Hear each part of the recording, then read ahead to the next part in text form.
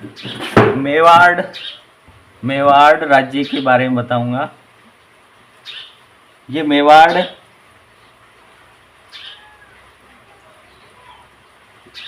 इसे में प्रमुख रूप से मेवपाट भी कहते हैं। मेवपाट इसलिए कहते हैं कि यहाँ मेर जाति का हमेशा आक्रमण होता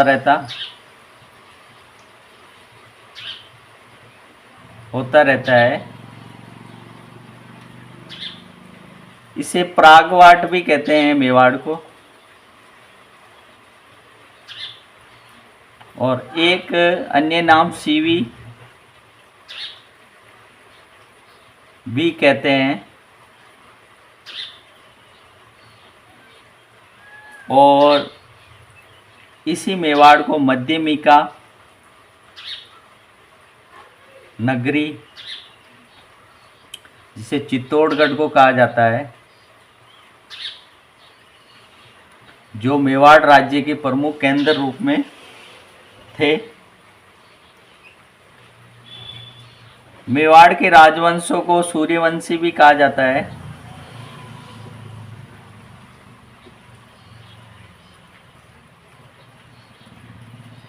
इस राजवंश के झंडे में सूर्य का चिन्ह लगा हुआ है।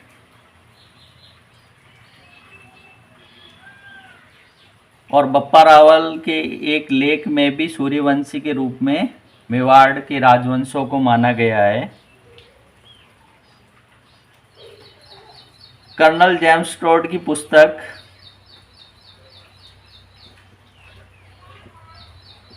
एनल्स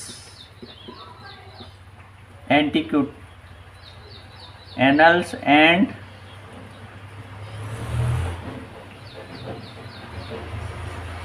एंटीक्विटीज ऑफ राजस्थान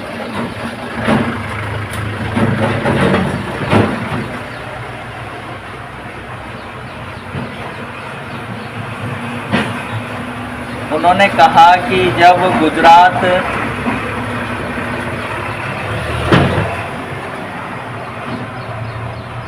में वल्लभी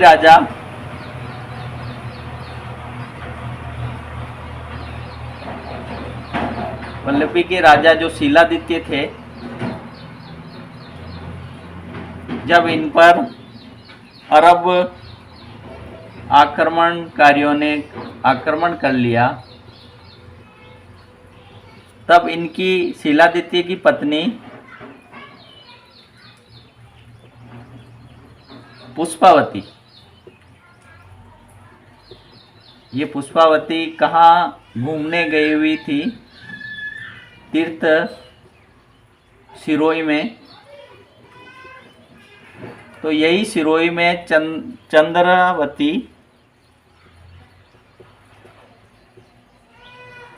के जंगलों में एक गुफा में एक बच्चे को जन्म दिया।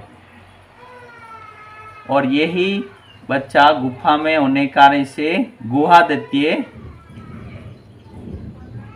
भी कहा जाता है।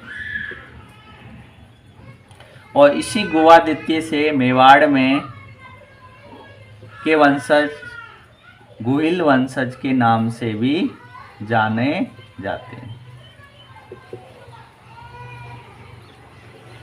एक दूसरी मान्यता थी, शाब्दिक मान्यता।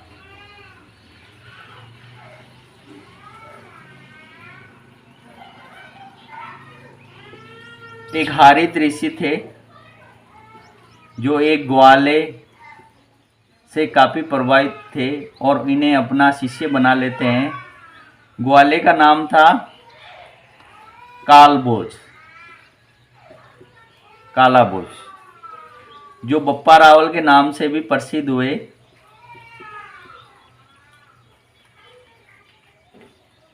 इन्हें की हारित ऋषि ने आशीर्वाद भी दिया था। कहते थे कि उस समय एक गाय होती थी। जब ये ग्वाले के रूप में गाय चराते थे तो गाय एक शिवलिंग पे जाकर अपना दूध वहीं पर शिवलिंग के ऊपर निछावर गाय कर देती थी। तो कालभोज ये पता करने जाते हैं तो गाय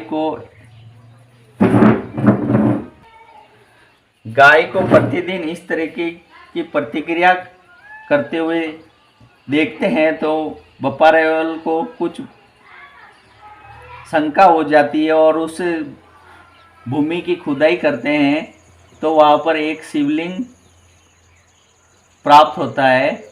तो उसी शिवलिंग पर एक लिंग जी का मंदिर स्थापित होता है भविष्य में, और इसी एक लिंग की सेवा में ये संपूर्ण मेवाड़ राजा समर्पित कर लेते हैं और ये राजा अपने को दीवान कहते हैं। और इसी शिवलिंग के आशीर्वाद से मेवाड़ का शासन वर्तमान तक भी चल रहा है। और एक और किंवदंती है कि हारित ऋषि एक बार जब कालभोज की सेवा से इतने प्रभावित हो जाते हैं तो हारित ऋषि जब अंतिम समय में स्वर्ग की तरफ जा रहे थे तो उन्होंने कालभोज को कहा कि अपना मुंह खोलो। तो कालभोज ने देखा कि अपना मुंह कैसे खोलूं, क्योंकि हारित ऋषि उसके ऊपर थूकने का प्रयास कर रहे थे। तो उन्होंने मुंह नहीं खोला तो हारित ऋषि का थूक कालभोज के पैरों पर गिर जाता है।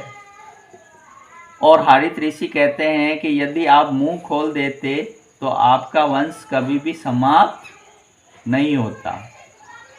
इस प्रकार उनके चरणों पर थूक गिरने से मेवाड़ का शासन आज भी विद्यमान है। ये किंवदंती भी काफ़ी प्रचलित है। 734 ईस्वी में मौर्य सम्राट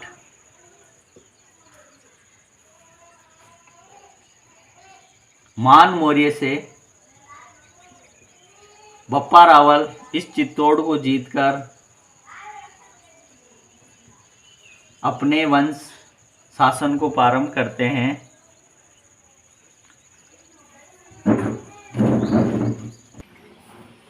बप्पा रावल के बारे में बताता हूँ। बप्पा रावल इतना शक्तिशाली शासक था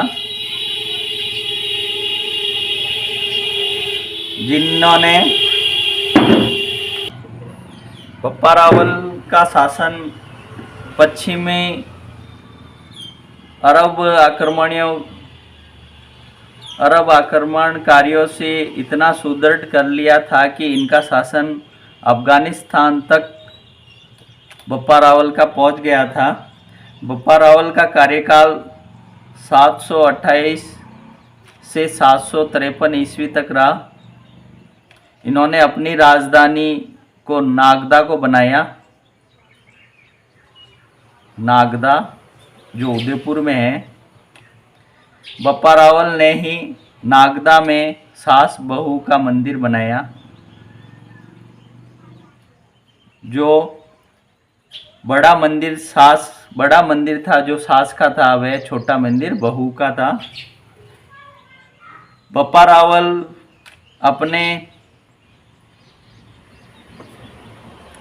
एक सिक्के चलाए, स्वर्ण सिक्के, जिसमें एक तरफ तो त्रिशूल था और दूसरी तरफ सूर्य का चित्र अंकन था। इस त्रिशूल से ये साबित होता है कि ये शिव के उपासक थे और शिव के उपासक होने के कारण ही उन्होंने ही एकलिंग जी का मंदिर का भी निर्माण करवाया बप्पा रावल ने। इसी एकलिंग जी को 18 अवतारों में एक लकुलिश का मंदिर का निर्माण भी कराया। 18 अवतारों में एक लकुलिश का मंदिर, लकुलिश मंदिर,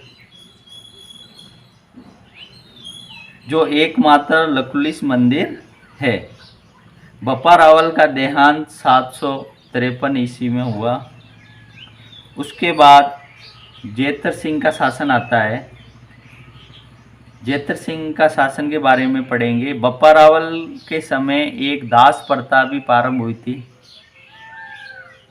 और नौकरशाही प्रथा भी इन्हीं के शासनकाल में प्रारंभ हुई।